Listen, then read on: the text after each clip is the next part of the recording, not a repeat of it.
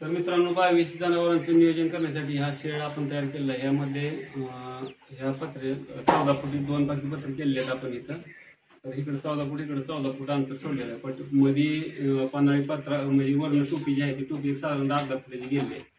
आता ह्या दोन गावांतलं अंतर हे 4 फूट आहे।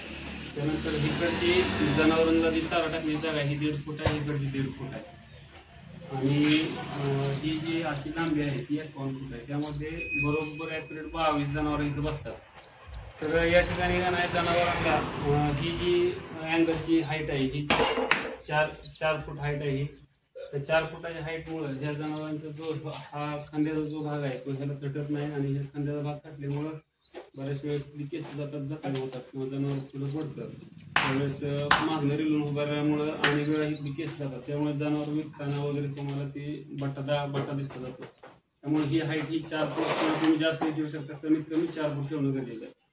त्यानंतर ह्या दोन्हीतलं अंतर जी जनावर आपण तोंड घालणार आहे ही वासरांसाठी 9 इंच ठेवायचं आहे आणि ज्या मोठ्या गायी आहेत त्यांच्या ते शिंगट्या जरी असल्या तरी 11 इंच ठेवायचं। 11 इंचापेक्षा 1 इंच ज्यादा ठेवायचं नाही किंवा कमी ठेवायचं मोठ्या जनावरांसाठी। आणि लहान वासरांसाठी जी आणखीन गाव जायचे त्यांच्यासाठी फक्त 9 इंच ठेवायचं। जर ती भुंडी असली किंवा शिंगटी असली तरी तुम्हाला अडचण येत नाही मित्रांनो। त्यानंतर इथे चूक झाली आहे की ही जी आपण जनावरांना चारा खाण्याची जी जागा आहे ती एकदम ग्राउंड लेवलला केली आहे। तर ही साधारणतः तुम्ही एक अर्धा ते पाऊण फूट भरून घ्यायचे, ज्यामुळे जनावरांना अतिशय वाकून खावं लागत नाही। जास्त वाकून खाताना बऱ्याच वेळेस गुडघं तिथं भिंतीला तटतात आणि गुडघ्यांना इजा होण्याची शक्यता होती किंवा जनावर एका वेळेस चालूमध्ये खाताना पडाय बघते, तर ती समस्या होत नाही। आणि त्यानंतर ही जी अशा पद्धतीनं पाण्याची व्यवस्था करायची जनावरांना की 2 गायींमध्ये 1 हौद करायचा आहे। हा मेन हौद आहे जिथून पाणी सगळीकडे सप्लाय होतं आणि त्यानंतर 2 गायींमध्ये 1 हौद, 2 गायींमध्ये 1 हौद असं करायचं आहे। आता ह्या त्या पलीकडच्या आणि अलीकडच्या गायीमध्ये असा हौद आणि इकडं पलीकडच्या आणि अलीकडच्या गायीमध्ये असा हौद करायचा आणि ह्याला पूर्णपणे सायपन सिस्टम करायचं जेणेकरून एक लेवलमध्ये हौद बांधायचे। जर तुमच्या ह्या हौदामध्ये आता ही आपण जी पाण्याची लेवल करण्यासाठी ह्याचा जो वापर केला आहे त्यामध्ये कसं होतं की पाणी गच्च भरलं तर हा बॉल वर येतोय आणि बॉल वर आल्यावर पाणी ऑटोमॅटिक बंद होतंय। सगळीकडच्या हौदाची पाण्याची लेवल आपण ह्याच्यावर उडवले, ह्याला सायकल सिस्टम केली आहे। एका लेवलमध्ये पूर्ण हौदामध्ये पाणी राहते आणि ह्याला फक्त खर्च किती आला एक साधारणतः इकडून पाईपलाईनला 1000-1200 रुपये आणि ह्याला एक 150 ते 250 रुपये खर्च आलेला आहे। आणि तुमच्या जो हौदांना जो काय खर्च आहे तो हौदांचा खर्च तो त्यामध्ये आलाय।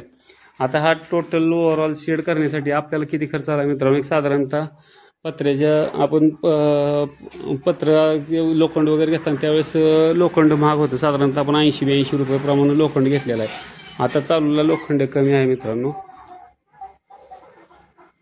तर त्यावेळेस आपलं एक 2.5-3 लाख रुपये पूर्ण शेडला ह्या बांधकामासकट वगैरे खर्च झालेला आहे। पण आता चालू कंडिशनमध्ये एवढा खर्च होणार नाही, जरी लोखंडाचं रेट त्यावेळेस जास्त होतं, आता जरा कमी झालं। पत्रा हाय ह्याच रेंजमध्ये, पण लोखंड एक 25-30 रुपयानं रेट उतरलेले आहेत। जर तुम्हाला कुणाला 21 ते 22 जनावरांचं नियोजन करायचं असेल तर तुम्ही अशा पद्धतीने करू शकता। आणि ह्यामध्ये एक तुम्हाला प्रामुख्याने सांगेन की जनावरांना 9 फूट पाठीमागे जागा शिल्लक राहणं गरजेचं आहे आणि त्या 9 फुटाच्या बाहेर गटर येणं गरजेचं आहे। आता अशा पद्धतीनं हे इथं आम्ही पहिल्यांदा गटर न काढल्यामुळं इथं जरा काही वेळेस ओलसर म्हणजे मुतारी वगैरे साठवून राहण्याची शक्यता होते। मग ह्या जनावरांचा स्लोप 1 इंचाचा स्लोप असावा आणि त्यांच्या शेडच्या बाहेरून गटर असावी। शेडच्या बाहेरून गटर असली ना मी तुम्हाला शेण वगैरे ओढून ठेवायला किंवा फक्त शेण मागं ओढून ठेवलं, एका दिवसातून एकदा किंवा 2दाच उचलून फेकलं तरी चालतंय। आता आपल्याला एवढं सगळं शेडचं नियोजन करण्यासाठी एक सकाळी 2-2.5 तास आणि संध्याकाळी 2-2.5 तास कालावधी असेल तर पुरेसा होतो। या ठिकाणी जनावरांना पाणी दाखवण्यासाठी सोडायची गरज नाही आणि एका जागेला निवाऱ्याला असल्यामुळं आणि ऊन वगैरे कडनं झाडी वगैरे असल्यामुळं उन्हाचा पण एवढा त्रास होत नाही मित्रांनो।